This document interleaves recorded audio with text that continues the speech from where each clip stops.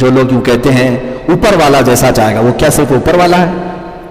اس طرح کے الفاظ استعمال نہ کیا جائے. بعض لوگ اس کو میاں کا لفظ استعمال کرتے ہیں، اس کو بھی منع کیا گیا. عبداللہ بن سلام یہ یہودی تو تھے لیکن ایمان والے یہودیوں میں سے، بگڑے ہوئے یہودی نہیں، جو اللہ کو ایک مانتے تھے، اس کا کوئی شریک نہیں. موسیٰ علیہ السلام کو اللہ کا رسول مانتے تھے، تمام نبیوں کو ان کا احترام بجا لاتے تھے. تو وہ جو ایمان رکھتے تھے اہل کتاب کے، اہل کتاب میں عیسائی بھی آتے ہیں، یہودی بھی آتے ہیں، تو ان میں جو مومنین تھے ان کو یہ خطاب کیا جا رہا ہے کہ اب تم ایمان لاؤ اس کتاب پر بھی جو ابھی رسول پر اتری ہے اور اس کتاب پر بھی جو پہلے اتری تھی. اب بات سمجھ میں آ گئی ہوگی.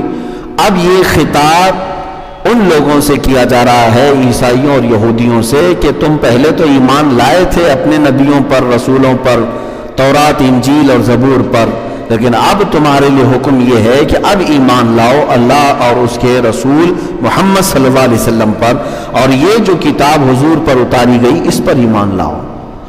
اب اس آیت کو پھر سے میں پڑھتا ہوں تو اب سمجھ میں آ جائے گی بات. یا ایھا الذین آمنوا آمنوا باللہ، اے ایمان والو ایمان رکھو اللہ اور اللہ کے رسول پر، اور اس کتاب پر جو اپنے ان رسول پر اتاری اور اس کتاب پر جو پہلے اتاری. دونوں پر ایمان لانا اب ان کے لیے کیا ہو گیا؟ ضروری ہو گیا. اب اگر کوئی کہتا ہے کہ نہیں ہم پہلے نبیوں کو مانتے ہیں اور پہلی کتابوں کو مانتے ہیں، تو اب اس کا ماننا قابل قبول نہیں ہوگا. آئی نئی حکومت، سکہ نیا چلے گا، عالم میں رنگ بدلا صبح شب بلاد. رسول پاک صلی اللہ تعالیٰ علیہ وسلم کے بعد اگر کوئی شریعت رہے گی تو وہ صرف مصطفیٰ کی شریعت ہوگی. اسلام حضور پاک صلی اللہ تعالیٰ علیہ وسلم کے اوپر جو نازل ہوا قرآن، یہی احکامات اب صبح قیامت تک چلیں گے. یہاں پر ایک روایت میں بتاتا ہوں آپ کو. بعض اوقات ہم دوسروں کی کتابوں کو بھی کوٹ کرتے ہیں، مقدس کتابوں کو بھی ہم کوٹ کرتے ہیں کہ ان میں یہ عبارتیں آئی ہوئی ہیں، لیکن صرف اور صرف ذہن کی تقریب کے لیے اور اس پر جو اندھا یقین کرتے ہیں ان کے لیے ہم یہ کوٹ کرتے ہیں. باقی ہمارا کوئی ایسا مقصد نہیں ہوتا کہ قرآن کے علاوہ بھی ہم کسی کتاب کی طرف نظر کریں، ضرورت ہی نہیں. قرآن پورا دستور، مکمل دستور ہے. اللہ تعالیٰ نے اس میں ساری چیزیں اتار دی اور فرمایا کہ کوئی خشکی اور تری ایسی نہیں ہے جو اس میں بیان نہ کی گئی ہو، سب کچھ آ گیا ہے. میں ایک چیز عرض کر رہا ہوں، رسول پاک صلی اللہ تعالیٰ علیہ وسلم تشریف فرما تھے. اس وقت حضرت عمر فاروق رضی اللہ تعالیٰ عنہ کے ہاتھ میں ایک کتاب تھی اور آپ پڑھے جا رہے تھے. حضرت ابو بکر صدیق بھی اس مجلس میں تھے.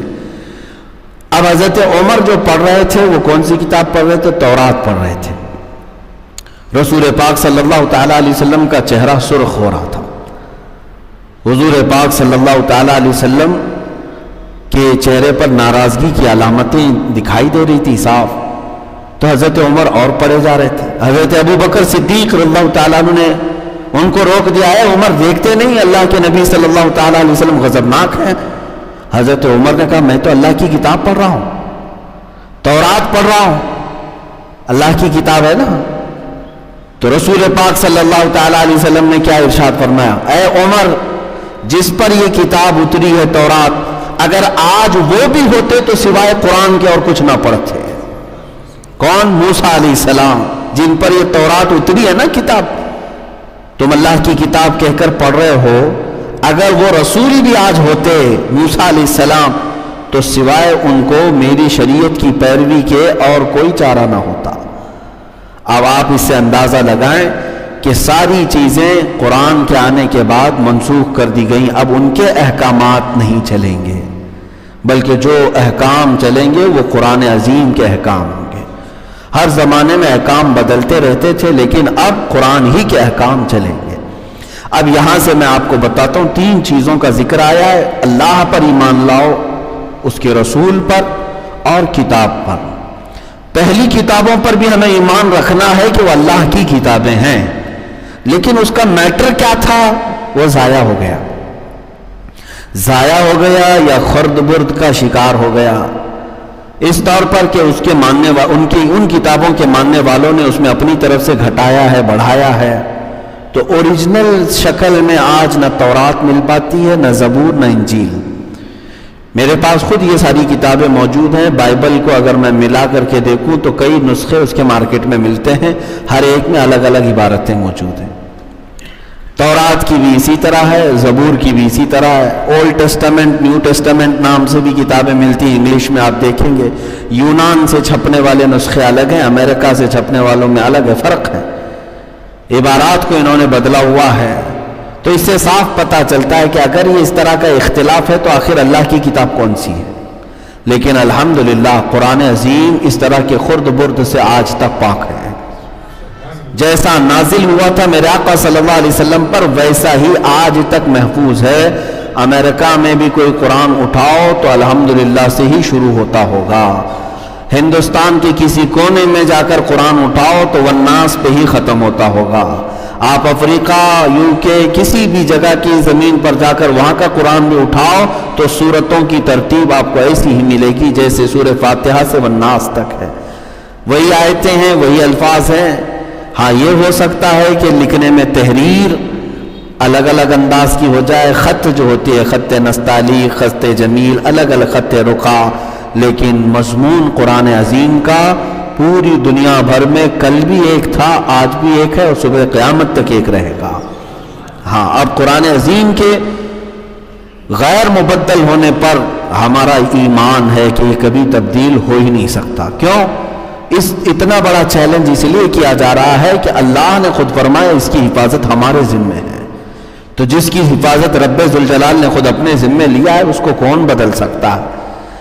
اب یہاں پر جو ہمارے ملک میں جو چھچورے اٹھے ہوئے ہیں، زرخرید ٹٹو، جن کو حکومت نے پیسوں پر پال رکھا ہے، جن کے ماں باپ کا عطا پتہ نہیں ہے، وہ کسی پاکھنڈی کی گود میں بیٹھ کر کے اگر قرآن پاک کو بدلنے کی بات کرے، ڈر اور خوف کسی بات کا نہیں، اس خبیث ملعون ناپاک نطفہ پلید وسیم رافضی کی بات کر رہا ہوں، جس نے بڑے ببانگ دہل یہ اعلان کرنا چاہا کہ ہم نے قرآن سے وہ آیتیں ہٹا دی ہیں جن میں ان کو آتنک لگتا ہے۔ اس ظالم نے جس دن اعلان کیا تھا اسی دن سے اس کے آقاؤں کی کتابیں بھی میں نے چھاننا شروع کیا تھا، اور ہمارے پاس بھی الحمدللہ وہ کتاب تیار ہے۔ جس دن وہ سامنا کرے 26 آیتوں کے متعلق کہ قرآن پاک میں اس طرح کا مضمون ہے، اس کے بھگوانوں اور اس کے آقاؤں کی کتابوں سے بھی میں وہ میٹر نکال کر کے دکھاؤں گا، بلکہ اس سے بھی زیادہ سخت الفاظ جو دوسری کتابوں میں موجود ہیں وہ بھی ہم نکال کر دکھا سکتے ہیں۔ میرا ایک بیان بھی اس پر ریکارڈ ہو چکا ہے، اس پر آپ دیکھ سکتے ہیں۔ ان ظالموں کو صرف اور صرف اسلام نہیں، قرآن نہیں، بلکہ مسلمانوں کے دلوں کو چھلنی کرنا ہے، پریشان کرنا ہے۔ ان کو یہ کیڑے ستاتے رہتے ہیں، پریشان کرتے رہتے ہیں، اسی پر ان کو پیسے ملتے ہیں، مشاہرہ ہے، ان کی آمدنی اسی پر چلتی ہے، مسلمانوں کے دلوں کو جلانا۔ باقی رہی بات قرآن کے بدلنے کی، ان ظالموں نے اگر یہ کہا ہے کہ ہم نے قرآن سے وہ آیتیں ہٹا دی ہیں، اس طرح کے اس سے پہلے بھی بہت سارے آئے اور چلے گئے، لیکن قرآن پاک تم کیا سمجھتے ہو کہ اوراق پہ لکھا ہوا ہے؟ الحمدللہ کروڑوں بچوں کے دلوں پر اللہ نے اس کو نقش فرمایا ہے۔ ہاں جس دن بھی تو بدل کر کے دکھا، اور یہ فقیر قادری خود کھڑا ہو، میرے جیسے کروڑوں حافظ ہوں گے جو الحمدللہ سے شروع کریں تو ایک بیٹھک میں والناس تک ختم بھی کر دیں گے انشاءاللہ۔ قرآن عظیم اللہ تعالیٰ نے سینوں پر نقش کیا ہے اور تواتر کے ساتھ یہ امت میں نقل ہوتا آیا ہے، تو ان لوگوں کے ادھر ادھر کرنے سے یہ قرآن عظیم پر کچھ فرق نہیں آئے گا۔ ہاں ان ذلیلوں کا انجام تو برا ہوگا، ان نطفہ ناپاک کا انجام تو برا ہوگا اور دنیا عنقریب دیکھے گی۔ میں آج جو بات عرض کر رہا ہوں یہ 3 چیزوں پر میں پہلے ذکر کر لوں، پھر آپ کے سامنے اس کی تفسیر کے حوالے سے کچھ باتیں عرض کروں گا۔ اللہ پر ایمان لاؤ، اس کے رسول پر اور اس کی کتابوں پر، یہ 3 بنیادی چیزیں ہیں اسلام میں، اللہ کی ذات پر اور اس کے رسول پر اور اس کی کتابوں پر، 3 بنیاد ایسی چیزیں ہیں۔ اللہ پر ایمان لانے کا کیا مطلب ہے؟ ایمان تو لاتے ہیں بہت، آمنت باللہ کہا تو ظاہر سی بات ہے اللہ تبارک و تعالیٰ جیسے اس کی صفات ہے ویسا ایمان لاؤ، بہت سارے تو کہتے ہیں ہم بھی خدا کو مانتے ہیں، ہم بھی خدا کو مانتے ہیں. خدا کو ماننے کا مطلب ایسا نہیں کہ تم خدا کو جسم والا، ہاتھ والا، پیر والا، 10 ہاتھ والا، 10 منڈیوں والا ماننے لگ جاؤ تو یہ خدا کی شان نہیں ہے. خدا کی شان نہیں ہے. خدا کی شان یہ ہے کہ وہ ہر عیب سے پاک ہے. تم ایمان لاؤ تو اس خدا پر ایمان لاؤ جس کے ہاں عیب کی نسبت بھی نہیں کی جا سکتی. اور اللہ عز و جل جو حقیقی خدا ہے، پوری کائنات کا پالنہار حقیقی ہے، اس کے متعلق تمہیں یہ بھی عقیدہ رکھنا ہوگا کہ وہ ظلم، جھوٹ، دغا، غیبت، ہر طرح کی برائیوں سے پاک و صاف ہے. جسم و جسمانیت سے پاک ہے، مکان و مکانیت سے پاک ہے. اس کی شکل ہم بنا نہیں سکتے. نراکار جس کو کہا جاتا ہے، جو نظر نہیں آتا. بعض لوگ یہ کہتے ہیں کہ ایسا کیسا ہو سکتا ہے نراکار ہو. اس پر بھی بہت ساری بحثیں چھڑی ہوئی ہیں. کچھ بڑے بڑے جو گرو گھنٹال ہیں وہ بھی کہتے ہیں کہ نراکار کیسے ہو سکتا ہے، ہر چیز تو دنیا میں نظر آتی ہے. تو ان کو اگر اتنا ہی یقین ہے کہ ہر چیز نظر آتی ہے تو یہاں بیٹھ کر کے بتائیں کہ آسمانوں پر ابھی کیا کیا ہے.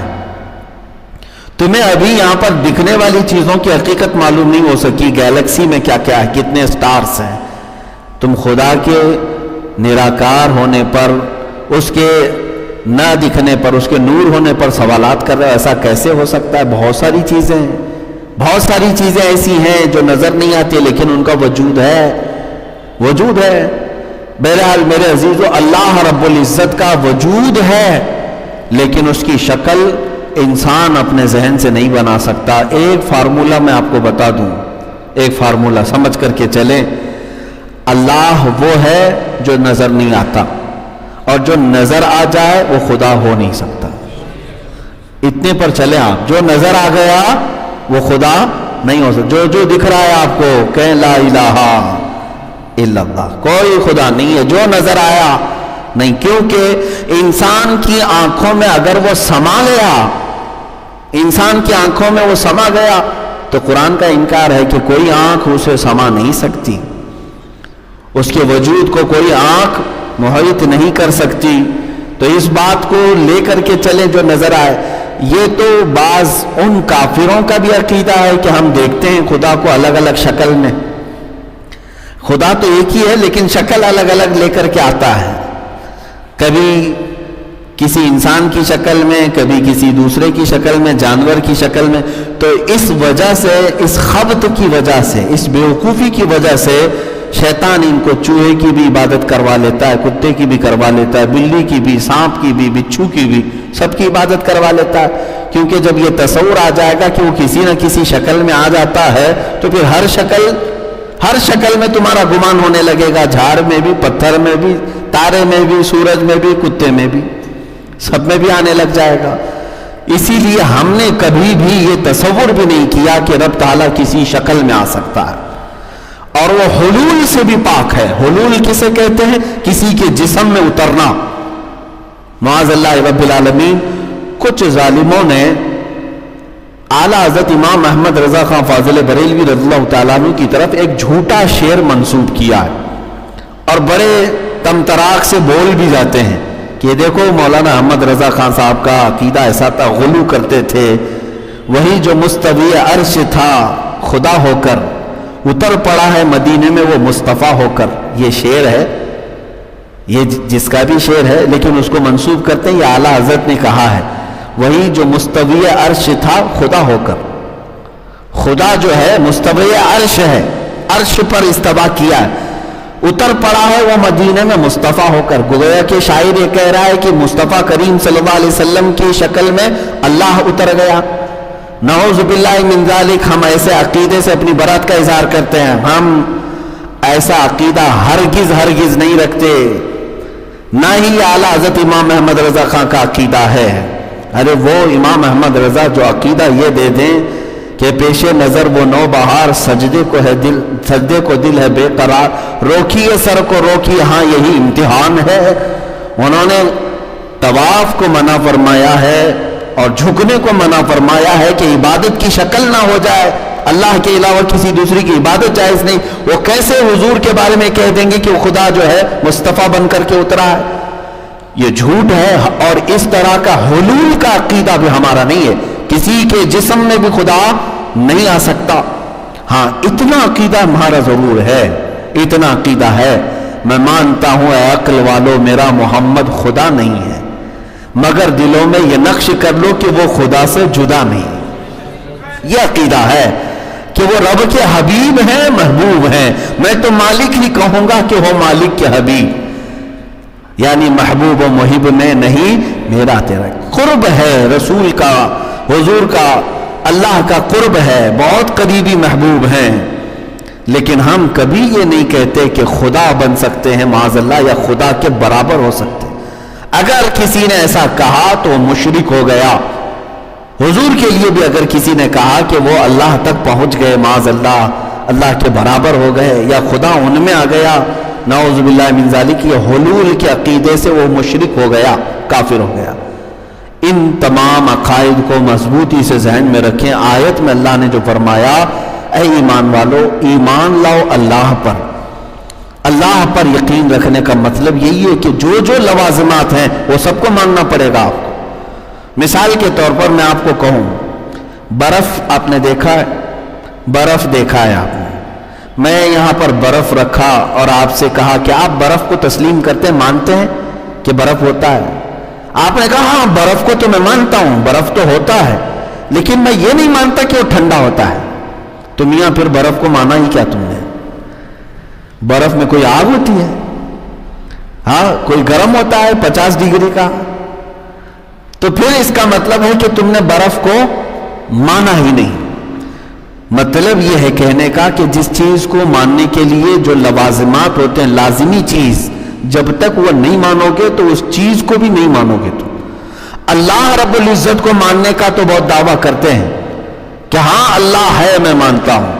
پھر اس کے ساتھ اگر کسی نے یہ لگا دیا کہ وہ جھوٹ بول سکتا ہے تو تو نے اللہ کو مانا ہی نہیں, تو نے خدا کو مانا ہی نہیں. تم نے اگر اس کے ساتھ یہ نسبت کر لیا کہ وہ ظلم بھی کرتا ہے کبھی کبھار, نعوذ باللہ من ذالک, تو تم نے خدا کو مانا ہی نہیں. اس کے لیے جو لازم چیز ہے خدا کے لیے وہ ہر عیب سے پاک ہونا, ہر عیب سے وہ پاک ہے.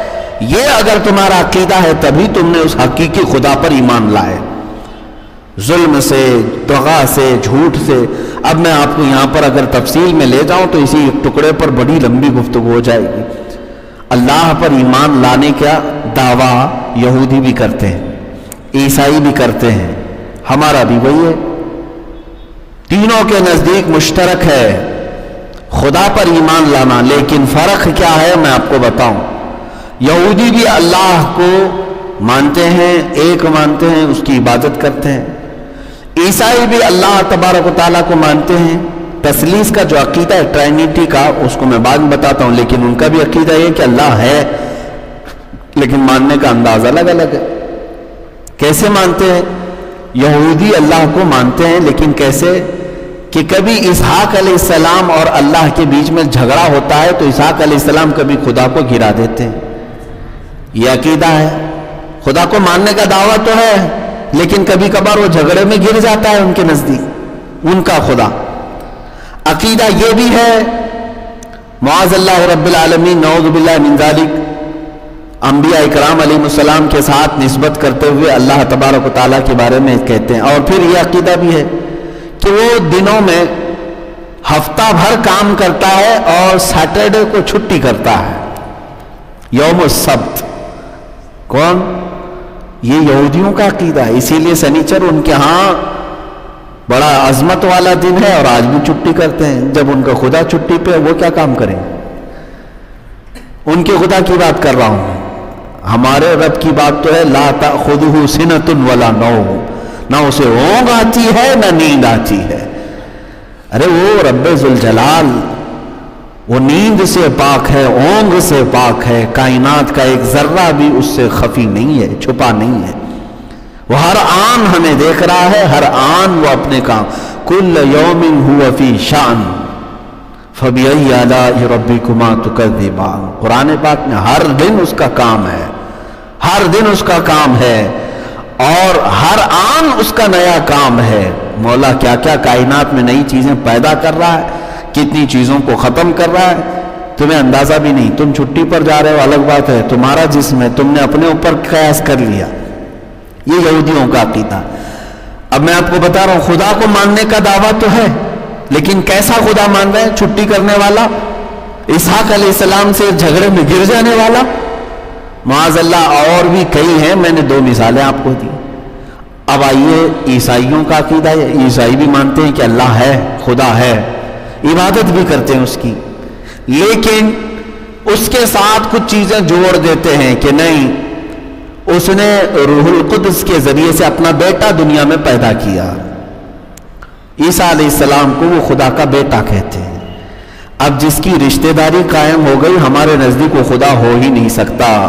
اللہ الصمد لم یلد ولم یولد ہمارا بنیادی عقیدہ ہے. اللہ بے نیاز ہے، اس سے کوئی پیدا نہیں ہوا اور نہ وہ کسی سے پیدا ہوا ہے. وہ کسی سے پیدا ہوا نہیں، اس کو کسی نے پیدا نہیں کیا، اور نہ ہی اس سے کوئی پیدا ہوگا. وہ رشتے ناتے، بیوی، باپ، بہن، بیٹا، بیٹی، اس طرح کے رشتوں سے پاک ہے. عیسائی خدا تو مان رہے ہیں، لیکن کیسے کہ اس کے ساتھ ایک بیٹا ہے، اور بعض لوگوں نے خدا کی بیوی بھی بنایا ہے، نعوذ باللہ. تو یہ تمام چیزیں جو لائے ہیں مشرکین. ہم ایمان لاتے ہیں تو ایمان مجمل آپ نے پڑھا ہے کبھی؟ آمنت باللہ کما ہوا باسمائہ ہے. آپ یوں ایمان لاتے ہیں، میں ایمان لایا اللہ پر جیسے کہ اس کے تمام اسماء حسنہ ہیں، میں ویسا خدا مانتا ہوں. وہ اسماء حسنہ کیا ہے؟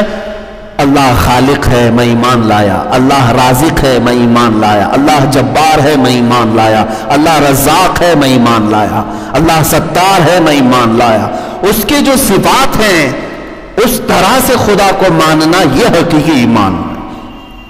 یہ نہیں کہ دماغ سے گڑھ لیا خدا ایسا ہوگا، خدا ویسا ہوگا. جیسے ہمارے علاقے کے بہت سارے کفار و مشرکین بگڑ گئے، انہوں نے اپنے اپنے دماغوں سے خدا بنا لیا ہے، اپنے اپنے علاقوں سے. حضور پاک صلی اللہ تعالیٰ علیہ وسلم کے زمانے میں ایک صحابی ہیں، وہ حضور کی بارگاہ میں عرض کرتے ہیں کہ یا رسول اللہ صلی اللہ علیہ وسلم، اللہ نے آپ کی بدولت ہمیں ایمان سے مشرف فرمایا. میں اپنے زمانے جاہلیت کے 2 واقعے یاد ہیں، ان میں سے ایک واقعہ یاد کرتا ہوں تو رونا آتا ہے، اور ایک واقعہ یاد کرتا ہوں تو ہنسی آتی ہے. حضور پاک صلی اللہ علیہ وسلم نے فرمایا وہ کیا ہے؟ اس صحابی نے کہا زمانے جاہلیت میں ہم بیٹی کے پیدا ہونے کو عیب سمجھتے تھے، تو جب جب بیٹی پیدا ہوتی تو ہم لے جا کر کے اس کو زندہ دفن کر دیتے. تو ایک صاحب نے کہا کہ ان کی 5 بیٹیاں دفن کر دی گئی. ہر بار بیٹی ہوتی تھی، مار کر کے قبر کھود کر دفن کر دیا جاتا. آج میں وہ یاد کرتا ہوں تو بہت غم ہوتا ہے، رونا آتا ہے کہ جاہلیت کے زمانے میں اپنی اولاد کو مار ڈالا. کیسا کٹھور دل تھا، ختم کر دیتے تھے. ایمان کی بدولت، آپ کی برکت سے اب ہمیں اولاد کا درد محسوس ہوتا ہے، ان کی محبت آ گئی. تو صحابی کہتے وہ غم ہوتا ہے اور رونا آتا ہے. تو پھر پوچھا ہنسی کس بات پر آتی ہے؟ انہوں نے کہا بتاؤں کہ ہمارا حال تو یہ تھا زمانے جاہلیت میں، ہم تو جب سفر پر جاتے تھے تو جس خدا کی ہم عبادت کرتے تھے آٹے کی مورتیاں بنا لیتے تھے. سفر میں جانا ہے تو کیونکہ ہر گھڑی ہم کو پوجا کرنی ہوتی تھی، عبادت کرنی ہوتی. جب گھر پر رہتے تھے تو پورے پتھر کے تھے، وہاں عبادت کر لیتے. سفر میں جانے کے آٹے کے کرتے تھے، اور آٹے کے خدا بنا کر سفر میں لے کر چلتے رہتے تھے. بیچ راستے میں کبھی بھوک لگی تو کبھی اس کا ہاتھ توڑ کے کھا لیتے تھے، کبھی پیر توڑ کے کھا لیتے تھے، اور زیادہ شیرنی وغیرہ سب ملا کر کے اس کا سر بنایا جاتا تھا تو سر توڑ کے کھا لیتے تھے. آج مجھے وہ بات یاد کر کے ہنسی آتی ہے کہ ہم اپنے ہی خدا کو توڑ کے کھاتے تھے اور ہمارا خدا کچھ بھی نہیں بولتا تھا. بات تو صحیح ہے وہ صحابی کی. میرے عزیزوں، جس کی عبادت کر رہے ہو اس کو توڑ رہے ہو، کھا رہے ہو. اس سے آپ اندازہ کریں عقل کا استعمال کرنے والا خدا، اور جس کی عبادت میں کر رہا ہوں، جس کے سامنے جھک رہا ہوں، اس کے بارے میں اتنا تو احساس رکھے گا کہ وہ مجھ سے طاقتور رہے، مجھ سے زیادہ وہ طاقتور ہونی چاہیے. الحمدللہ یہ ہمارے لیے اعزاز ہے. آپ کو میں ایک آپ کی نہیں بلکہ پورے مسلمانوں کی ایک خصوصیت بتاؤں. ایک خصوصیت اس قوم کی یہ ہے، الحمدللہ مجھے اس بات پر فخر بھی ہے، دنیا بھر کی کسی مسجد میں جائیں، دوسروں کی عبادت خانے بھی جا کر دیکھ لیں، وہ جس کی عبادت کرتے ہیں، چاہے وہ یہودی ہو عیسائی ہو، وہ بھی کہتے ہیں نراکار خدا نہیں دکھتا، لیکن پھر بھی کسی نہ کسی کی مورتی بنا کر رکھے ہوئے ہیں۔ عیسائی جو ہے وہاں حضرت مریم کے نام کا ایک پتلا، حضرت عیسیٰ کے نام کا ایک پتلا، اور پھر ایسے بنایا ہے۔ یہودیوں نے بھی کچھ اپنی اپنی شکلیں بنا رکھی ہیں، اور باقی ہندوؤں کی کتنی شکلیں بنی ہیں، وہ تو اندازے سے بھی زیادہ ہے، اندازے سے بھی زیادہ ہے۔ ساری عبادت خانوں میں کوئی نہ کوئی شکل بنی ہے۔ پوری دنیا بھر کی مسجدوں میں گھوم کر کے آؤ، کیا کسی مسجد کے محراب میں خدا کی تصویر نظر آئی؟ کسی نے آج تک بنایا؟ یا رسول پاک صلی اللہ تعالی علیہ وسلم کی بنائی؟ نہیں، مشرق سے مغرب تک، شمال سے جنوب تک ہماری مسجدوں میں کہیں پر بھی ہمارے خدا کی کوئی تصویر نہیں۔ اس قوم کی یہی خصوصیت ہے کہ دنیا ساری دیکھ کر جھکتی ہے، ہم بغیر دیکھے اللہ کی بارگاہ میں جھکتے ہیں۔ ان کے سامنے ان کے خداؤں کا تصویر ہے، اور ہمارے سامنے صرف ہمارے خدا کا تصور ہے، اور ہمیں تصور پیشانی پر زمین پر لے جاتا ہے۔ تصویریں تو بہتوں کو لے جاتی ہوں گی، لیکن تصور میں اللہ رب العزت کی یاد میں جھک جانا، یہ ایمان ہے تمہارا۔ اور اسی کی تعریف میں اللہ نے فرمایا یؤمنون بالغیب۔ ہاں، سورہ بقرہ کی شروعات ہی ہوتی ہے ھدی للمتقین الذین یؤمنون بالغیب۔ یہ وہ کتاب ہے جس میں کوئی شک نہیں، یہ ہدایت ہے ان لوگوں کے لیے جو پرہیزگار ہیں اور بغیر دیکھے اللہ کو مانتے ہیں، بغیر دیکھے اللہ کو مانتے ہیں۔ عزیزان گرامی اوقات، میں اسی لفظ پر تشریح کر رہا تھا، آمنو باللہ، ایمان لاؤ کس پر؟ اللہ پر۔ کیسے ایمان لاؤ گے؟ ان کی طرح سے نہیں جو اپنے اپنے ذہنوں سے بنا لیا خدا ایسا ہے، خدا ویسا ہے۔ خدا کو اس کی حقیقت کے اعتبار سے جیسے اس کی صفات ہے ویسے تسلیم کرو، تبھی تمہارا ایمان ہے۔ نہ وہ مجبور ہے، نہ وہ ظالم ہے، نہ وہ کسی عیب کا مرتکب ہے، نہ ہی وہ رشتہ دار رکھتا ہے، نہ ہی وہ زمان و مکان کا کہیں محیط ہے کہ کسی جگہ پر بیٹھا۔ اب یہ تمام چیزوں کی تشریح میں اور بھی وقت لگ جائے گا۔ بعض ہم میں سے ہی کچھ لوگ ایسے بھی آئے جنہوں نے، ہم میں سے مطلب بنام مسلمان، ان لوگوں نے اپنی تحقیقات بگاڑی اور عقل کے گھوڑے دوڑائے، تو بعض اہل حدیث کا یہ عقیدہ بھی بنا کہ اللہ ایک کرسی پر بیٹھتا ہے، اس کی کرسی ہے اور وہ آسمانوں پر بیٹھتا ہے تو چر چر کی آواز بھی آتی ہے۔ تو نعوذ باللہ من ذالک، یہ تمام چیزیں بھی ان کو مشبہ کہا گیا ہے، مجسمہ کہا گیا ہے کہ اللہ کو تشبیہ دیتے ہیں کسی چیز سے، اللہ ایسا دکھتا ہے ویسا دکھتا ہے۔ نعوذ باللہ، کوئی شے ہے ہی نہیں جس سے آپ مثال دے سکیں اللہ ایسا ہے۔ آپ کوئی چیز دنیا میں ہے ہی نہیں ایسی کہ اس سے مثال دیں گے آپ، اور کوئی بھی جسم اس کے لیے آپ ثابت نہیں کر سکتے کہ اس کا جسم ایسا ہے۔ حضور پاک صلی اللہ تعالی علیہ وسلم بھی جب تشریف لائے معراج کے سفر سے، تو کیا صحابہ نے حضور صلی اللہ تعالی علیہ وسلم کو پوچھا نہیں ہوگا؟ صحابہ نے پوچھا، لیکن دیکھیں صحابہ کا عقیدہ بھی کیسا ہے، جو چیز بتانے کی ہوتی تھی وہی چیز سوال کرتے تھے۔ حضور پاک صلی اللہ تعالی علیہ وسلم سے صحابہ نے پوچھا، یا رسول اللہ صلی اللہ تعالی علیہ وسلم، آپ نے رب ذوالجلال کو کس حالت میں دیکھا؟ یہ نہیں کہ کیسا دکھتا ہے، کس حالت میں دیکھا؟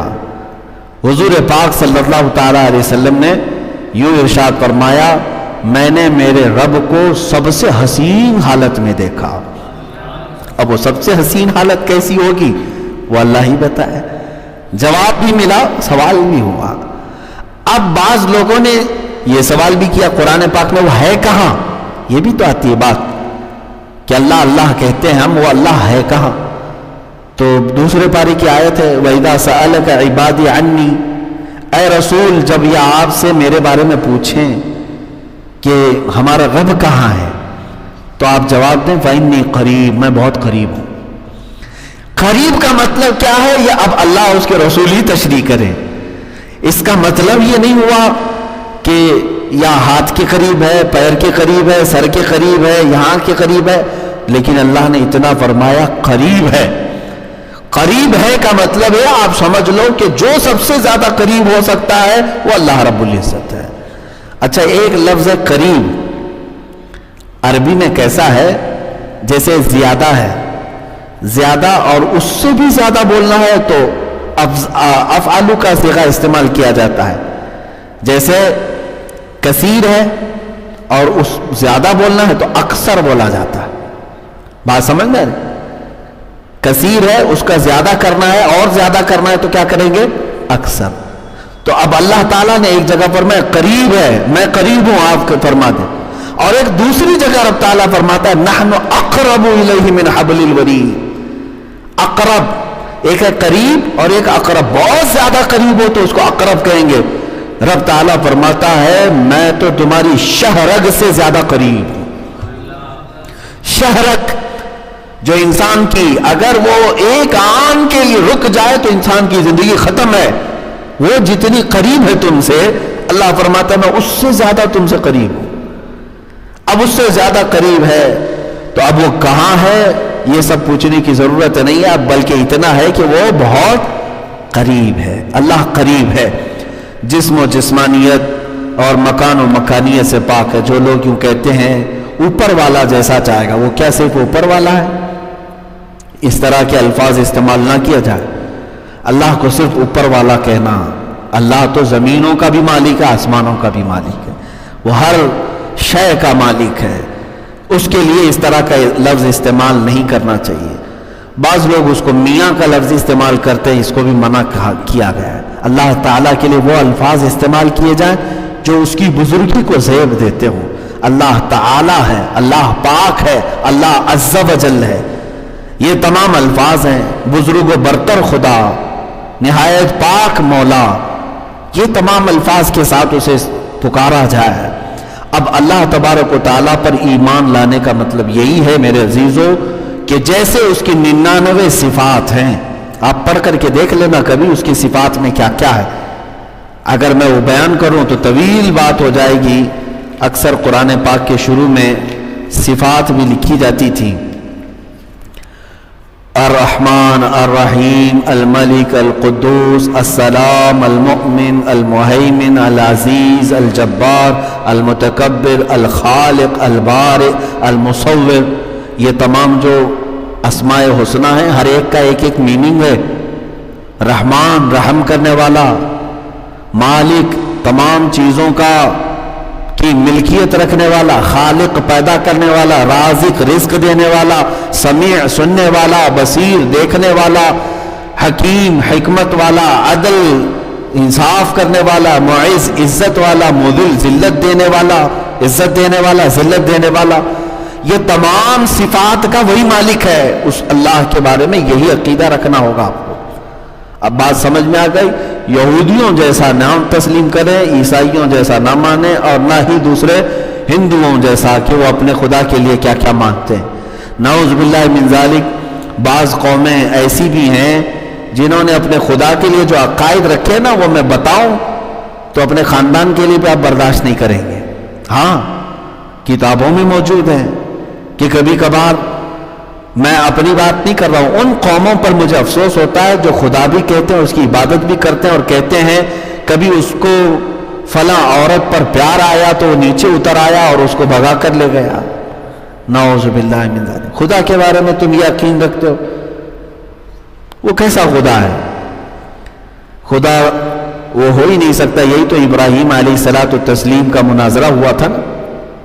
بتوں کی پوجا کرنے والے پورے گاؤں میں تھے، آپ نے بتوں کو ختم کیا، تو پھر آپ کو بلا کر کے طلب کیا گیا یہ سب کس نے کیا؟ تو ابراہیم علیہ السلام نے کیا کہا؟ ان کے بڑے نے کیا ہے. وہ اپنی جانب مراد لے رہے تھے اور ایک بڑے بت کو چھوڑا ہوا تھا. تو آپ نے فرمایا کہ ان لوگوں نے کہا ان کے بڑے نے مطلب ان کا جو بڑا خدا ہے، اس نے سارے چھوٹوں کو مار ڈالا کہ میں اکیلا ہی اب راج کروں گا. تو ابراہیم علیہ السلام نے کہا کہ اس سے ہی کیوں نہیں پوچھ لیتے؟ ایک تو موجود ہے نا، باقی سب کٹے پٹے ہیں. ایک تو موجود ہے، ایک بڑا ابھی بھی بچا ہوا ہے، اس سے پوچھ لو باقی تمہارے چھوٹے گنڈوں کو کس نے مارا. تو ابراہیم علیہ السلام کی اس بات پر وہ آگ بگولا ہو گئے، کہنے لگے کیا ہم اس سے بات کریں گے؟ وہ بولے گا، وہ کیسے بتائے گا؟ تب ابراہیم علیہ السلام نے کیا کہا؟ اف لکم، افسوس ہے تم پر، تم ایسے کی عبادت کرتے ہو جو تم کو کچھ نفع بھی نہیں دے سکتا، نقصان بھی نہیں دے سکتا، کیسی عبادت کرتے ہو تم؟ ہاں، ہم جس خدا کی عبادت کرتے ہیں وہ زندگی بھی دیتا ہے اور موت بھی دیتا ہے۔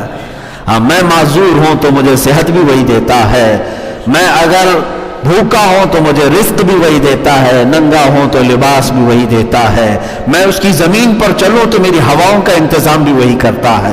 میں نے اس خدا کو سب سے برتر و بالا مانا ہے، اور الحمدللہ مسلمانوں اپنی قسمت پر قربان جاؤ کہ جس دن تم دنیا میں آئے تھے نا، اس دن پہلے ہی تمہارے کان میں کہا تھا اللہ اکبر، اللہ سب سے بڑا ہے۔ جس نے بھی تمہارے کان میں اذان دی ہوگی، سب سے پہلا جملہ تم کو یہی کہا گیا ہے، اللہ سب سے بڑا ہے، اللہ سب سے بڑا ہے۔ اور جب تم مرو گے تب بھی تمہاری میت پر امام کیا کہے گا؟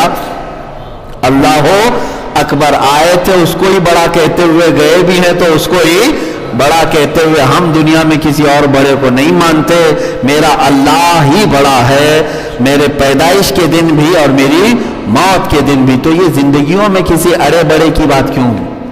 پھر ادھر ادھر کا خوف کیوں؟ کسی اور کے سامنے پیشانی کیوں جھکے؟ جب تم دنیا میں آئے تھے اللہ اکبر کہتے ہوئے جانا بھی ہے، اللہ اکبر کہتے ہوئے، تو انشاءاللہ العزیز اس بات پر اگر تم اڑے رہو گے تو پھر بہت سارے بڑے بڑے آپ کے سامنے گڑے ہوئے ہوں گے انشاءاللہ العزیز۔ کیوں؟ اللہ تبارک و تعالیٰ کو جس نے اعلیٰ اکبر کہا اس کے متعلق ہے لا خوف علیہم ولا هم یحزنون۔ اب ان پر دنیا کا کوئی خوف نہیں ہوگا اور آخرت میں ان کو کوئی غم بھی نہیں ہوگا۔ اس بات کو لے کر چلے، اللہ پر ایمان لانا ہے، اور کیسے؟ وہ اللہ سب سے بڑا ہے۔ توحید پر بھی کبھی بات کرو، اللہ کی وحدانیت پر، وہ اکیلا ہے، وہ یکتا ہے۔ ہاں، اس بارے میں آپ سب کو پتا ہے، وہ اکیلا ہے، کوئی دوسرا اس کے ساتھ شریک نہیں ہو سکتا۔ ہمارا عقیدہ ہے لو کان فیہم آلہۃ الا اللہ لفسدتا، اگر کائنات میں ایک سے زیادہ خدا ہوتے تو فساد ہو جاتا۔ فساد، اگر میں ایک بار اس آیت پر تشریح کر رہا تھا، ایک صاحب نے بڑی دور کی کوڑی لائی اور ہم سے کہا حضرت ابھی بھی تو فساد ہو رہا ہے، فساد تو ہو رہا ہے۔ آپ کہہ رہے ہیں اگر ایک سے زیادہ خدا ہوتا تو زمین میں فساد ہوتا، ابھی فساد ہو رہا ہے، اس کا مطلب ایک سے زیادہ خدا ہے؟ میں نے کہا میرے عزیز تو فساد کا مطلب نہیں سمجھا۔ فساد یہاں پر وہ نہیں ہے جو یہ ریلی میں گھوم گھوم کر فساد کر رہے ہیں، ایک دوسرے کو مار رہے ہیں، یہ فساد مراد نہیں ہے۔ فساد سے مطلب یہ ہے کہ ایک خدا بولے گا میں سورج ادھر سے نکالوں گا، دوسرا کہے گا ادھر سے نکالوں گا، ایک سورج کو دونوں پکڑ کر کھینچیں گے، کیا ہوگا؟ یہ فساد ہے، یہ فساد ہے۔ ایک خدا کہے گا میں ابھی آج بارش برساؤں گا، دوسرا کہے گا نہیں میں دھوپ ڈالوں گا، اور تیسرا کوئی اگر ہوگا تو کہا نہیں ٹھنڈی لاؤں گا۔ تب تو سارے تینوں کے فیصلوں پہ یہاں کیا ہوگا؟ فساد ہوگا۔ یہ فساد مراد ہے۔ ایک خدا کہے اگر ایک سے زیادہ ہو کہ میں چاند کو ابھی چلاؤں گا، دوسرا کہے نہیں میں سورج کو ساتھ میں چلاؤں گا، تیسرا کہے نہیں میں ستارے بھی ساتھ میں لاؤں گا، کیا ہوگا؟ نظام میں فساد ہوگا۔ اور کوئی خدا کہے گا میں اس کو ابھی نہیں مارتا، اس کو ابھی موت نہیں دوں گا، دوسرا کہتا نہیں اس کو ابھی مرنا چاہیے، اب کیا ہوگا؟ فساد ہوگا۔ فرشتہ کس کی تعمیل کرے گا؟ ایک نمبر والے کی کہ دو نمبر والے کی؟ اب اگر ایک نمبر والے کی بات مان لیا فرشتہ تو دو نمبر کا عاجز ہو گیا، اور جو عاجز ہوتا ہے وہ خدا نہیں ہو سکتا۔ یہ فلسفے کے اعتبار سے تفسیر میں سمجھایا بھی گیا ہے، صدر الافاضل رحمۃ اللہ علیہ نے بڑی لمبی بحث اس پر فرمائی۔ ایک سے زیادہ اگر خدا ہو تو کیا چیز لازم آئے گی؟ ایک کی اگر بات مان لی جائے گی تو دوسرا عاجز ہو جائے گا، اس کی نہیں مانی گئی تو، اور عاجز جو ہو گیا وہ خدا نہیں ہو سکتا، اور دونوں کی مان لی جائے تو فساد ہو جائے گا، اور یہ ممکن نہیں ہے۔ اس لیے ماننا پڑے گا خدا ایک ہی ہو سکتا ہے، نظام ایک ہی سے چلے گا، اور اسی وجہ سے آج تک کائنات کے نظام میں کبھی کوئی فساد نہیں آیا۔ کتنے 100 سال گزر گئے ہوں گے، کتنے ہزار سال، سورج اپنے مدار پر برابر نکلتا ہے اور برابر ڈوبتا ہے۔ چاند اپنی منزلیں برابر طے کر رہا ہے، موسم اپنے اوقات برابر تبدیل کرتے ہوئے آتے ہیں، دنوں کے یہ ہیر پھیر سب چیزیں برابر طریقے سے چل رہی ہیں۔ زمین پانی پر بچھی ہوئی ہے، اس کے باوجود کبھی بھی ہچکولے کھا کر کے زمین پانی میں اندر نہیں جاتی۔ آسمان بغیر چھت بغیر ستون کے کھڑا ہے۔ آپ مجھے ایک 4x4 کا کپڑا ہی صحیح بغیر کسی لکڑی کے ہوا میں قائم کر کے دکھا دو۔